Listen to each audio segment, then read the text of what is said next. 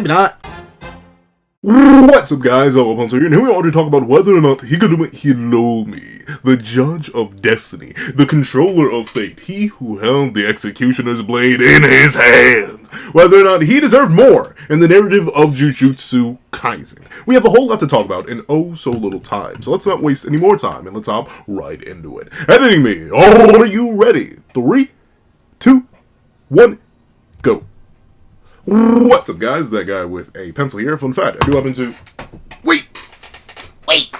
have it on me and keep it on me at all times. And another fun fact, Hiromi is a very popular character. Naturally, because of mostly his introduction, 159, and obviously his real introduction, 158, but his backstory chapter made a lot of people big fans of Higuruma. Mainly because he's like the only Culling Games player to actually get a entire chapter dedicated to him. I remember when the chapter first came out, a lot of people were actually a bit confused, considering this chapter, start to finish, is all about Higuruma and his motivations and his background and everything. Like, this chapter covers literally nothing else about it. But with that being the case, it led to a lot of people expecting stuff from Higuruma.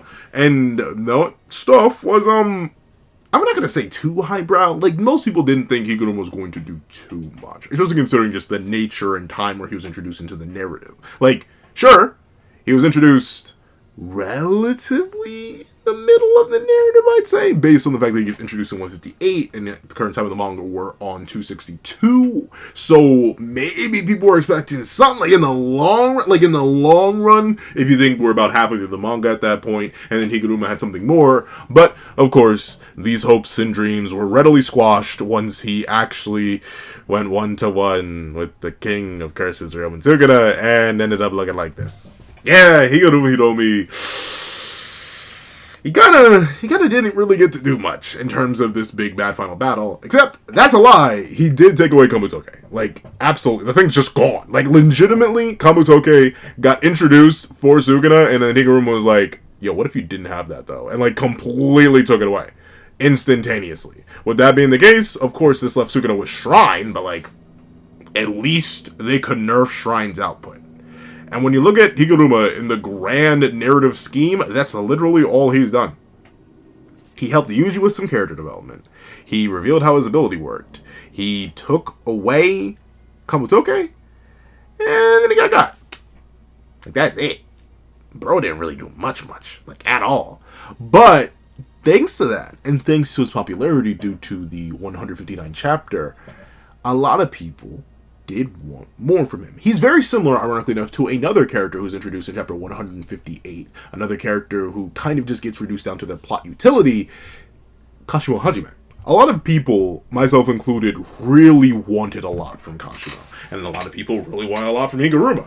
But the thing about both of these characters and their respective role in the narrative is that I think they were kind of doomed to fail from the start.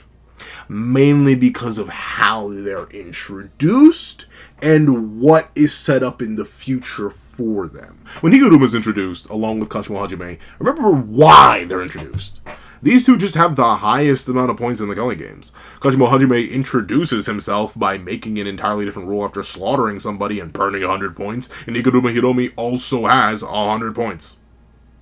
Well, 102 at the time when he's revealed, but still, they were introduced as story accelerants, essentially. Because remember, if Higuruma and Kashimo didn't exist, then our cast and crew would have had to go out manually and gather all the points required to meet Megumi's specifications in order to manipulate the Culling Games to their will. Kashimo Hajime and Hiromi were introduced to accelerate the plot. And that's pretty much it. Honestly, any function beyond that is actually kind of bonus. And with that being the case, it kind of leads me to wonder whether or not Higuruma actually did deserve more. Like, what else did we expect from him? He was introduced as a plot accelerant. He did work to accelerate the plot. And while he did have a deep, rich, proper character backstory that justified a lot of his morals and ideology and really made a lot of people invested in the character, there wasn't really much place for this character to go because of the future he was destined for. Just like Kashimo Hajime. Because ultimately, he was gonna fight Ryomu Sukuna one way or another. He was gonna end up throwing hands at the king. And just as when he was initially shown to get the Executioner's Blade and get sliced up at the end of 245, and then was set up for a nice, mean and clean, juicy battle at the start of 246, yeah, no one had faith that he would end up doing anything real to Sukuna.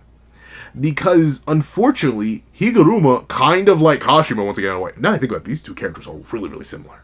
They're really similar. Honestly, they could be fun to rewrite together. But I'll probably do individual videos and, like, rewriting them further into the narrative anyway. Even if I'll admit, like, as you can probably tell by my tone, I'm probably not too fond of writing either of them too deeper into the narrative. But Higuruma Hiromi was kind of set up to fail. Because he's sort of an all-or-nothing character. He doesn't get, like, his hammer. Or, like, a regular... No, he has the Executioner's Blade. The thing that's meant to one-shot people. You know, take their lives instantaneously. So, what was the likelihood of Higuruma Hiromi, a character introduced at the time of him getting the Executioner's Blade against Sukuna less than 100 chapters ago? What was the chances that he was actually going to defeat Sukuna? Or be responsible for the defeat of Sukuna? Basically zero, right? And that's the thing. It's one of the more difficult ways with how the story progresses. It's kind of hard to give Higuruma more than what he got. And it's why, at least in my opinion, I can see Gege doing something like this at the end of 246. By establishing that Higuruma's really, really strong and really, really cool and has a whole bunch of potential, you kind of get the best of both worlds, because Higuruma gets glazed. And hey, glazing Higuruma's a wonderful thing, you know? The man with talent equal to Satoru Gojo's, with the ability to learn RCT, domain implication, use a domain, reverse engineer. Like, he gets a whole bunch of glaze, which makes a lot of people hype him, to the point where a lot of people have Higuruma in their top 10. Even if I think that's ludicrous, but a lot of people have Higuruma in their top 10. But the byproduct of that is that since he had to get this glaze from the King of Curses, we couldn't actually see the glaze pop off without extreme consequences. Because, like, here's the thing. There's nothing else you can do with how the narrative is structured to give Higuruma more without actually just creating new stuff. Like, I guess you could maybe flesh out a little bit more of his time pre-meeting Yuji, and, like, actually get to see some of his battles there. But one, remember, he's introduced to be a plot accelerant, not a plot... What's the... plot decelerant, I guess? Like, he's very specifically introduced to accelerate the plot. So, him starting with 102 points is the whole point of the character. We're supposed to zoom through the Culling Games with his help. So, I don't think Gege would do that. We could flesh out his time after leaving Yuji, I guess. But once again, that's sort of kind of a blank period, and we never learn if Higuruma kept fighting or if he went to turn himself... Well, he said he was going to go turn himself in, but he didn't end up doing that. Like, notably, that time period is kind of vague for a reason, and honestly, isn't that long in the universe as far as I know. Or 3, we could show some of the training on the month time skip, I guess. But once again, Gege very purposely kept that vague so they can kind of just keep plucking things from it. Half of the Shinjuku Showdown, if not more than half, has been cutting back to the month time skip, so we can get more and more of it. And I don't see Gege bending the plot and the plot structure just for Higuruma. Because ultimately, he's just not that important. Sure, he definitely did clutch up. Don't let me say...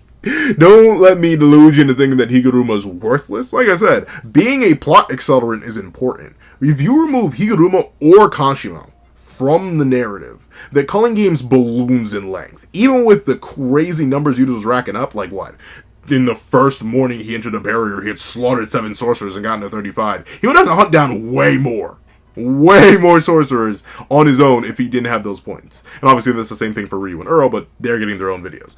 For Higuruma Hiromi, he's important in that way. And I still think him taking Kamutoke is the best play. I've said this before and I'll say it again. If Kashimo hadn't been there to get Higuruma set up nice and juicy to stall so Higuruma could drop in and get Kamutoke up out of there, our casting crew would be dealing with a Sukuna who doesn't have to worry about his nerfed output at all because he could just one-shot them all with lightning bolts. So Higuruma's still clutched up, don't get me wrong, but because of how much he clutched up, because of the glaze he got, because of the amps he got right before the end, from domain amp to RCT, because of the fact that he's just not necessarily built to do more without fundamentally breaking the plot as we know it. I'm kind of in the camp that he got all he earned. He got all he deserved, because I just don't see how you give him more without breaking things. That's the biggest thing. Whenever you're rewriting or adding more, or doing a what if for JJK, you'll realize how fragile the story is. Like, on just the writing. Like, certain things have to happen and certain characters have to fail in the way that they fail or when they fail. Because if they don't, the plot breaks. It shatters. And I'm not sure if that's like... I think that is a sign of good storytelling, though, at least in my opinion. If your plot points are like that rigidly formatted, that if one thing changes, then everything else falls apart, I think that is good, because it means you fully thought out your story and like plotted out each point individually. But due to that, no, I don't think Higuruma deserved more. If anything, bro, deserved less. You know how many people I've seen argue that Higuruma beats Toji? It's not that many, but it's enough that it bothers me. And I just honestly think it wasn't worth it. It's this one darn panel that sent everyone into a tizzy. But ironically enough, I'm not even going to say shockingly enough, because once again, he wasn't actually that important. Higuruma definitely has fallen, not necessarily off a cliff in terms of notoriety and popularity in the manga. Well, not in the manga, but like in the fandom space, but like, he's fallen a lot. Because he doesn't really deserve that much. He's just the man who was introduced to weaken Sukuna and speed the plot up. And he did that just fine. Honestly, better than anyone else. So ultimately, no. Higuruma didn't deserve more. But that's what I think. Please tell me what you guys think in the comment section down below. Do you think, in spite of my explanation of Higuruma's role as a narrative device and a character device, and honestly, all that he's done for the narrative so far, do you think he still deserved more? If so, how would you give him more? Like, this is a real question. Like, I'm trying to figure it out, too. Like, there are a couple of rewrites where I want to keep certain characters alive or expand on them in some way, shape, or form that I am working on, but Higuruma's one of the hardest, mainly because of how, like, all-in he is. Like, he either gets execution in his blade or he's fodder.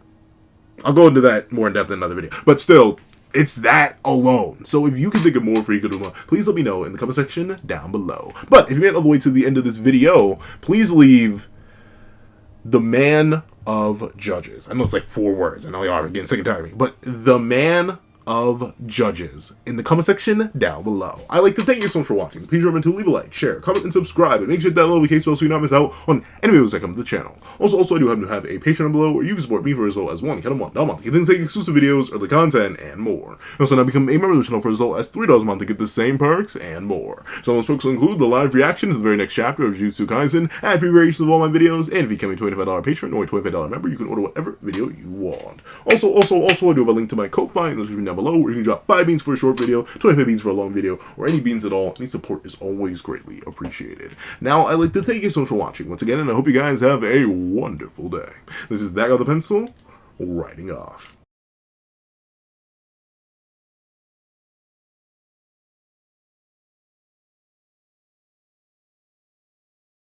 I'd like to give a thank you to our $3 members: Recliner Plays, Greyhound, Atkins Void, Astro, Eternal Flame, King Sukuna, NMA, Real Rare, Paris Arnold, G Prosper, and Red Wolf 4765. And I'd like to give a thank you to our $5 patrons: Steron, Sean, Sammy, Midnight Lord 21, Kevin, Encarnacion, Josh Brown, and A+A.